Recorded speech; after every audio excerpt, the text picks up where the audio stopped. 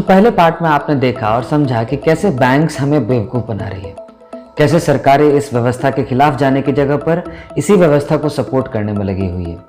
आपने देखा और समझा कि कैसे पैसा क्रिएट होता है, कैसे बैंक्स हवा में पैसे क्रिएट करके हमें दशकों से बेवकूफ़ बना रही है। आपने सीनियरेज के बारे में समझा, आपने प्राइवेट बैंकिंग और उनके बनाए गए डेट वाले मायाजाल को समझा जिसके थ्रू वो मनी क्रिएट करते हैं। और फिर यह भी समझा कि कैसे 10% का फ्रैक्शनल रिजर्व रखकर 2020 में जो कि हटा दी गई है, वो केवल 10% का फ्रैक्शनल रिजर्व रखकर वो आपको 100 रुपये तक का यानी 100% तक का लोन दे सकते थे। खैर, अब तो उसकी भी ज़रूरत नहीं है क्योंकि अब तो वो भी हटा दिया गया है 2020 में। यदि आपने मेरी पहली वीडियो नहीं देखी है तो ज़रूर देखें, आपके कई डाउट्स क्लियर हो जाएंगे। मैंने डिस्क्रिप्शन में लिंक दे रखी है। मनी क्रिएशन के तीसरे तरीके क्वांटिटेटिव ईजिंग को आज ध्यान से समझने की कोशिश करते हैं और तब आपको और हमको ये समझ में आएगा कि कैसे इस पूरे विश्व को कई वर्षों से गरीबी के अंधकार में ढकेला गया है। इन सब के पीछे सोना का कितना महत्व है और सोना आखिरकार है किस कंट्री के पास, किसके पास है सोना। नमस्कार दोस्तों, आप देख रहे हैं फाइनेंशियल फ्रॉड टॉक्स। हजार सालों से सोना या चांदी का इस्तेमाल सर्विसेज या प्रोडक्ट को एक्सचेंज करने के लिए लगभग सभी देशों में होता रहा है। जब पहली बार करेंसी का इन्वेंशन हुआ तब भी सोने को किसी भी तरह के करेंसी को मेजर करने वाला मानक माना जाता रहा, चाहे वो हमारा देश हो या विश्व का कोई भी दूसरा देश। मैंने आपको अपने पिछले वीडियो में ये बताया कि सेकेंड वर्ल्ड वॉर के बाद से अमेरिकी डॉलर को धीरे धीरे विश्व की एकमात्र करेंसी बना दी गई जिसकी सभी को जरूरत थी, क्योंकि अमेरिका एकमात्र ऐसा देश उभर कर सामने आया था जिसने इन दोनों विश्व युद्धों में खूब कमाया और सबसे शक्तिशाली भी बन गया। अमेरिकी डॉलर एक तरह से सभी करेंसी का मेजरिंग स्टिक बन गया विश्व की सभी करेंसी के अगेंस्ट में। 1944 तक में लगभग सभी बड़े देशों की आर्थिक व्यवस्था की कमर टूट चुकी थी। एकमात्र अमेरिका ही ऐसा था जिसकी अर्थव्यवस्था समृद्धशाली थी। 1944 में जब बहुत सारे countries new global monetary system को बनाने के लिए जब साथ में जुटे तब उसे ब्रेटन वुड एग्रीमेंट कहा गया। सब ने मिलकर फैसला किया कि गोल्ड स्टैंडर्ड सभी देशों से हटाकर यूएस डॉलर को ही as a global currency use किया जाए। 1971 तक अमेरिका में सोना रखकर ही डॉलर प्रिंट किया जाता था, पर 1971 में वहां के उस समय के राष्ट्रपति रिचर्ड निक्सन ने सोना रखने की व्यवस्था ही हटा दी। ठीक उसी समय से ये पैसा जो आप देख रहे हो वह केवल और केवल यूएस के यानी कि अमेरिका के विश्वास के आधार पर एक्सचेंज हो रहा है या यूं कहा जाए कि प्रिंट हो रहा है। मैं आपको फिर से याद दिला दूं कि यूएस का फेडरल रिजर्व बैंक ही है जो दुनिया की हर करेंसी का रिजर्व और लेखा जोखा रखता है। अब चूंकि यूएस डॉलर ही हमारे रुपए को भी रिजर्व करेंसी की तरह बैक करता है, तो निक्सन के इस डिसीजन की वजह से हमारी अर्थव्यवस्था पर भी इसका बहुत ही बुरा प्रभाव पड़ा। अब अमेरिका है अंकल सैम, किसी को कुछ कहने की हिम्मत नहीं हुई और फिर 1971 से शुरुआत होती है इन्फ्लेशन की। पैसे का भाव हमारे देश में 1971 से गिरता ही जा रहा है। जहां $1 $1 के बराबर होता था, अब वही 80 रुपए के भाव में $1 हो गया है। पर क्या डॉलर का मूल्य सही में उतना है? क्या होगा यदि डॉलर का ही भाव गिरने लगे तो? आपकी जानकारी के लिए बता दूं कि आरबीआई की आधी से अधिक संपत्ति यानी कि करीबन 42 लाख करोड़ अब भी US treasury bond of dollar को रिजर्व करके रखने में लगी हुई है। तो आप समझ सकते हैं कि हमारे देश की इकोनॉमी कितने हद तक अमेरिकी डॉलर और उसके व्यवस्था के ऊपर निर्भर करती है। और एक्चुअली हमारा ही नहीं, विश्व के लगभग सभी देशों का यही हाल है। और अब ये सोचिए कि ये कितना बड़ा रिस्क है कि यदि अमेरिकी अर्थव्यवस्था तबाह होती है, यदि वहां पर मान लीजिए गृह युद्ध छिड़ जाता है या कुछ भी अनहोनी हो जाती है और इसकी अर्थव्यवस्था तबाह हो जाती है, तो बाद बाकी सभी देशों का क्या हाल होगा? क्योंकि सभी देशों का लगभग जैसे हमारे इंडिया का है वैसे ही सभी देशों का लगभग यही हाल। सभी देश जो है आधे से अधिक संपत्ति का रिजर्व जो है यूएस डॉलर में रखते हैं। चलिए समझते हैं कि क्वांटिटेटिव ईजिंग को और इसकी पूरी प्रक्रिया को, इसके वैश्विक प्रभाव को, कि कैसे ये हमें एक ऐसे वक्त में लाकर खड़ा कर दिया है कि कब क्या होगा किसी को कुछ नहीं पता। बेसिकली हम लोग उस दिशा में मूव कर रहे हैं जहां इकोनॉमिक कोलैप्स जो है वो लगभग तय है। कुछ देर के लिए मान लीजिए कि कहीं कोई मनी प्रिंटिंग नहीं हो रही है, तब यह व्यवस्था कैसी होती? क्योंकि पहले की व्यवस्था ऐसी ही थी जहां बात बात पर देश मनी प्रिंट नहीं किया करते थे।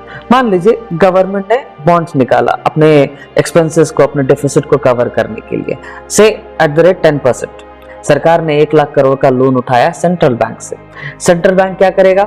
वह 9% ब्याज देकर बैंकों को मोटिवेट करेगा कि पैसा जो है सेंट्रल बैंक में रखिए। बैंक इंटर्न क्या करेगी? ये लोगों को 8% इंटरेस्ट देकर उनको डिपॉजिट करने के लिए मोटिवेट करेगी, क्योंकि ये सेफ रिटर्न है भाई, 8% रेट ऑफ रिटर्न एकदम सेफ है।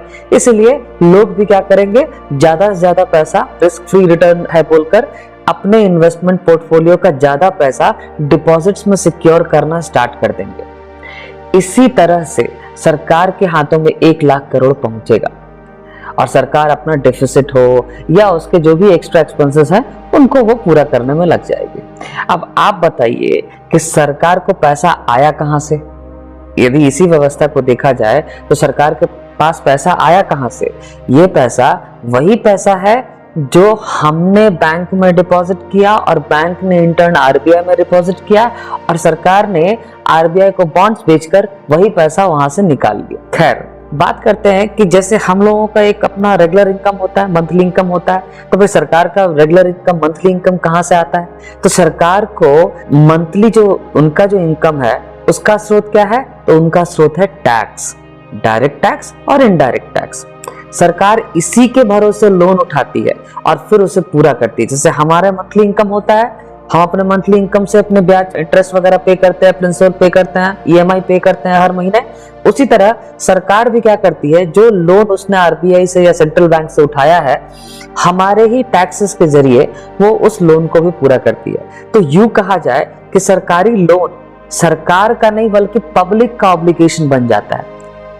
क्योंकि देखा जाए तो जो सरकार ने पैसा उठाया आरबीआई से या सेंट्रल बैंक से, वो पैसा आया कहां से? वो पैसा तो हमारा ही था और इधर से हम अपने टैक्स के जरिए भी सरकार को सपोर्ट कर रहे हैं और उधर से बैंकों में पैसा रखकर भी सरकार को सपोर्ट कर रहे हैं। एक्चुअली आपने कुछ अजीब सा होता हुआ देखा यहाँ पे।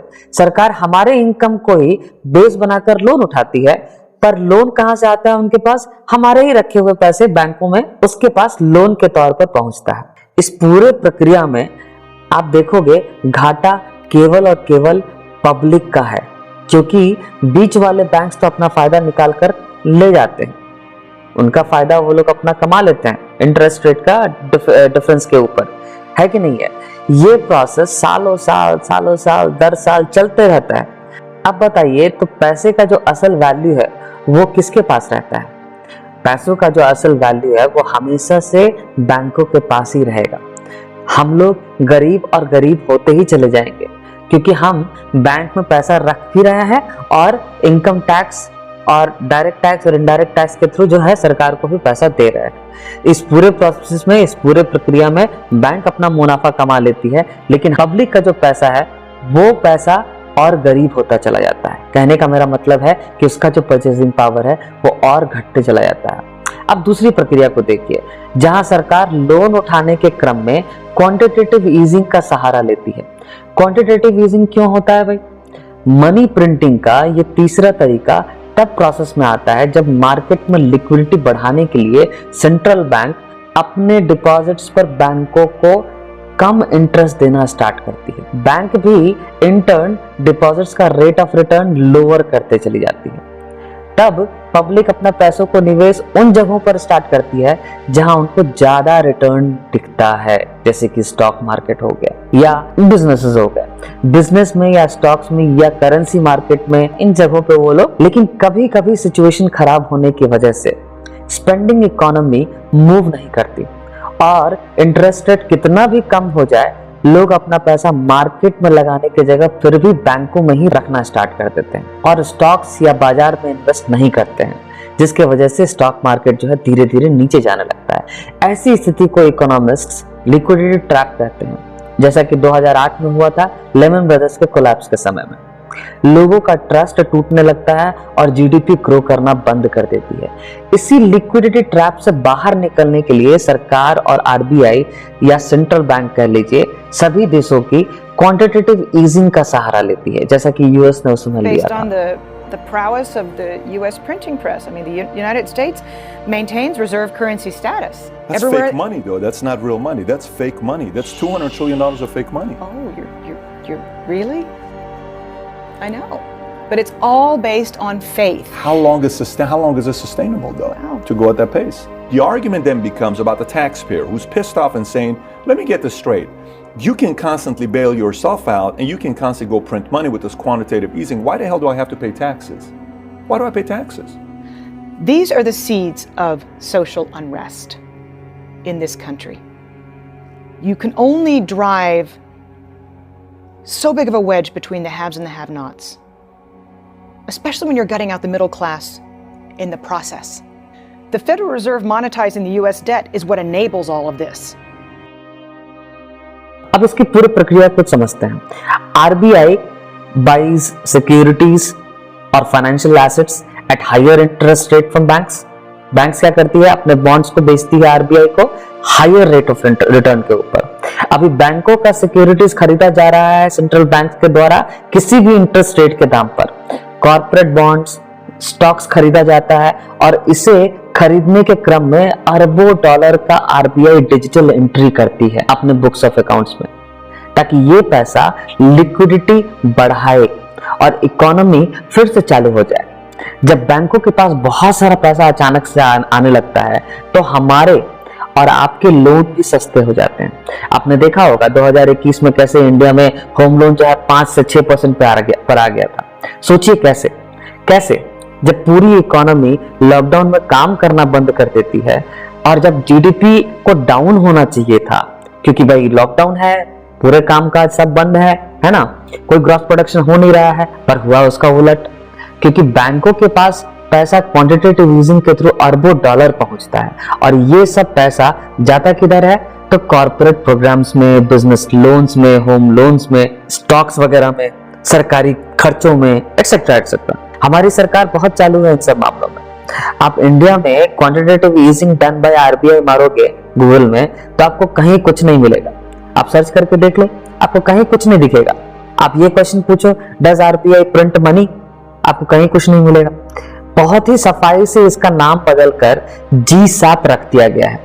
इसे कहते हैं government securities acquisition program. Market read के हिसाब से इंडिया 1,20,000 करोड़ रुपए केवल फाइनेंशियल ईयर 2022 में मार्केट में इंट्रोड्यूस कर चुका है। यानी कि 1,20,000 करोड़ रुपए सरकार ने प्रिंट कर लिए हैं 2022 के ईयर में और करती ही चली जाती है। यही कारण है कि आप सभी चीजों के दाम बढ़े हुए देख रहे हो, जिसे इकोनॉमिक्स की भाषा में इन्फ्लेशन कहा जाता है।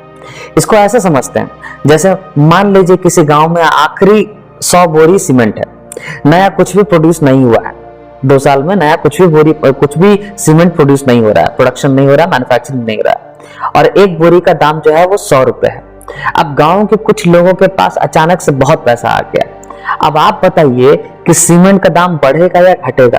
सीमेंट का दाम बढ़ेगा, क्योंकि ये कुछ लोग जिनके पास पैसे आ गए हैं वो ज्यादा खाने की कोशिश में डिमांड बढ़ा देंगे और डिमांड बढ़ने के साथ ही उसी एक बोरी सीमेंट का दाम भी बढ़ जाएगा। साहूकार जिसके पास ये बोरी है वो ज्यादा मुनाफा कमाएगा हमसे और आपसे, क्योंकि हमें तो नीड है इस सीमेंट की, तो हम तो देंगे भाई।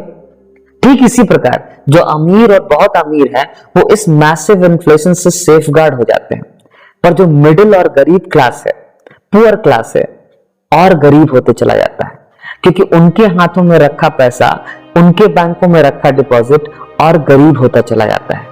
कहने का मेरा मतलब है कि जो परचेजिंग पावर है उस मनी का जो आपके हाथ में है उसका वैल्यू घट जाता है। अपनी परचेजिंग पावर धीरे धीरे हम लोग खोने लगते हैं।